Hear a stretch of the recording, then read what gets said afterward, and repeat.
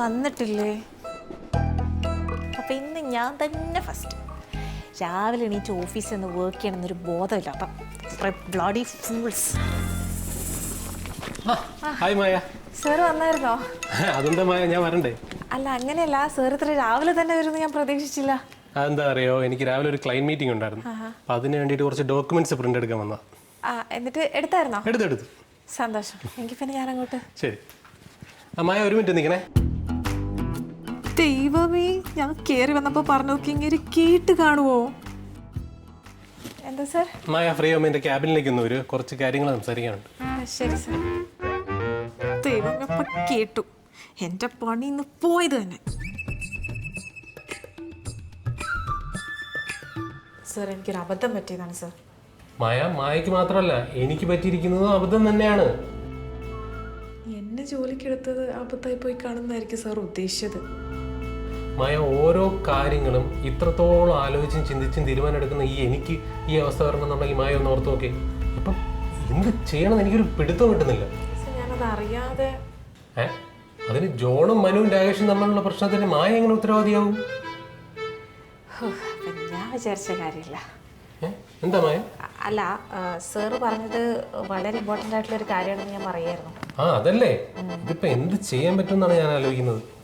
അല്ല സാർ, ഇപ്പൊ എന്താ ജോണും രാകേഷും നമ്മുടെ മനുവും തമ്മിലുള്ള ഇഷ്യൂയിൽ ഇത്രയും കൺസേൺ ആവാനുണ്ടായ റീസൺ? മായ, ഇവര് 3 പേരും തമ്മിൽ പല പ്രശ്നങ്ങളും നേരത്തെ ഉണ്ടായിരുന്നതായിട്ട് എനിക്കറിയായിരുന്നു. പക്ഷെ ഞാനത് കണ്ണടച്ച എന്തുകൊണ്ടാണെന്ന് അറിയാമോ? ഇവര് തമ്മിലുള്ള കോമ്പറ്റീഷൻ നമ്മുടെ കമ്പനിക്ക് ഗുണമായി വരുമെന്ന് വിചാരിച്ചിട്ടാണ്. പക്ഷെ അതല്ലല്ലോ ഇപ്പൊ സംഭവിച്ചുകൊണ്ടിരിക്കുന്നത്. അതെന്താ സർ? മായ, ഇവര് 3 പേരോടെ കാണിക്കുന്ന കുഴപ്പങ്ങളൊക്കെ അങ്ങ് ഹെഡ് ഓഫീസിൽ അറിഞ്ഞു. എൻ്റെ അടുത്ത് ഡീറ്റെയിൽഡ് ആയിട്ട് റിപ്പോർട്ട് ചോദിച്ച് മെയിൽ വന്നിട്ടുണ്ട്. അയ്യോ, അത്രയ്ക്ക് സീരിയസ് ആയ കാര്യങ്ങള്? അതല്ലേ, എനിക്ക് ഒരാളുടെ സൈഡിൽ നിന്ന് മാത്രം നിന്ന് റിപ്പോർട്ട് കൊടുക്കാൻ പറ്റൂ. അങ്ങനെ ചെയ്താൽ അത് മറ്റുള്ളവർക്ക് പ്രശ്നമാവില്ലേ? ഇതിപ്പോൾ ആരെയും ബാധിക്കാത്ത രീതിയിൽ എങ്ങനെ റിപ്പോർട്ട് കൊടുക്കുന്നതാണ് ഞാൻ ആലോചിച്ചുകൊണ്ടിരിക്കുന്നത്. ഇതൊരു വലിയ വിഷയമാണല്ലോ സർ. ആണ്, അതുകൊണ്ടാണല്ലോ ഞാൻ മായയെ വിളിപ്പിച്ചത്. അല്ല, ഇക്കാര്യത്തിൽ ഞാനിപ്പോ എന്ത് ചെയ്യാനാ? മായ ഒന്നും ചെയ്യണമെന്നല്ല ഞാൻ പറയുന്നത്. പക്ഷെ മായക്ക് എന്തെങ്കിലും ഒരു ഐഡിയ തോന്നുന്നുണ്ടോ? അതായത് ഈ 3 പേരുടെയും ഭാഗത്ത് നിൽക്കാത്ത ഒരാളെന്നുള്ള നിലയ്ക്ക് മായക്ക് എന്തെങ്കിലും ഐഡിയ തോന്നുന്നുണ്ടോ എന്ന്. അങ്ങനെ ചോദിച്ചാ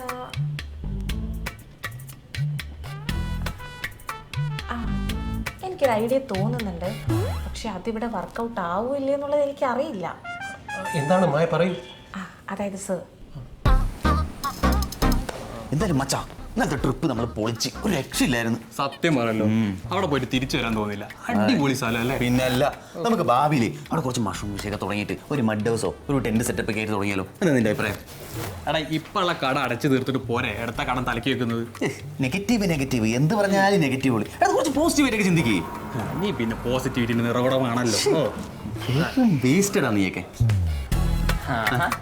രാവിലെ തന്നെ കെട്ടിയിടുന്നത് രണ്ടാളും കൂടെ. നിന്നെ കണ്ടപ്പോൾ ഞങ്ങൾ അത് തന്നെയാണ് ആലോചിച്ചത്.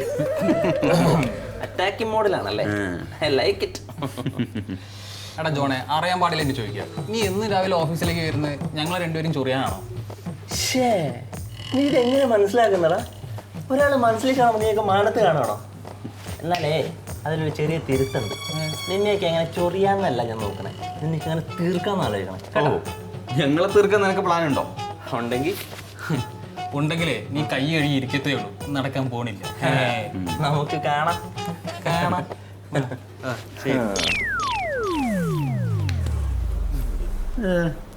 ഇവന്റെയൊക്കെ ശല്യം തീർക്കാൻ ഒരു മാർഗമില്ലല്ലോ ദൈവം. വാ കയറിയ ദൈവേ വഴിയും കാണിച്ചോളൂ.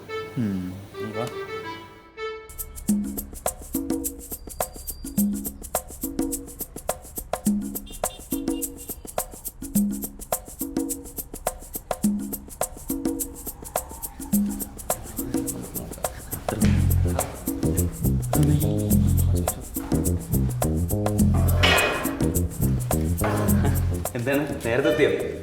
അതെ. എന്താ നേരത്തെ? നല്ല തലവേദന ഉണ്ടായിരുന്നു, അപ്പൊ വിചാരിച്ചൊരു ചായ കുടിക്കാന്ന്. അതെന്തായാലും നല്ലായി, നല്ല തീരുമാനം. ഞാൻ പോട്ടെ. എങ്ങോട്ട് പെട്ടെന്ന്? ഒരുപാട് ജോലികൾ ചെയ്ത് തീർക്കാണ്ട്. അതല്ലല്ലോ അതിന്റെ കാര്യം. അയ്യോ, അതന്നെയാണ് അതിന്റെ കാര്യം. അല്ലാതെ നിങ്ങൾ ഉദ്ദേശിക്കുന്ന പോലെ വേറെ ഒന്നുമില്ല. അതിന് ഞങ്ങളൊന്നും ഉദ്ദേശിച്ച് പറഞ്ഞില്ലല്ലോ. അങ്ങനെ പറഞ്ഞില്ലായിരുന്നല്ലേ? അപ്പൊ തോന്നിയതായിരിക്കും.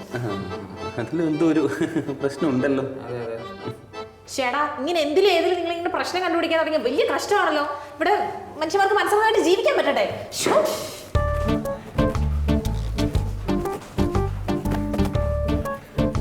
എടാ എവിടേക്കോ എന്തൊക്കെയോ തകരാറുണ്ട്. ഉറപ്പായിട്ടുണ്ട്. എന്തായിരിക്കും? Let's wait and see.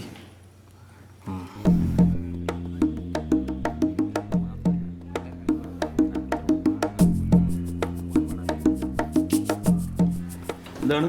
രണ്ടുപേരും കൂടി കൃഷ്ണ സാറെ വിളിക്കുന്നുണ്ട്. ചെല്ല്. പോടാ. നല്ല പുതിയ പണി തരാനായിരിക്കും. അല്ലാണ്ട് ഇപ്പം എന്താണ്? എന്തായാലും വാ, പോയി നോക്കാം.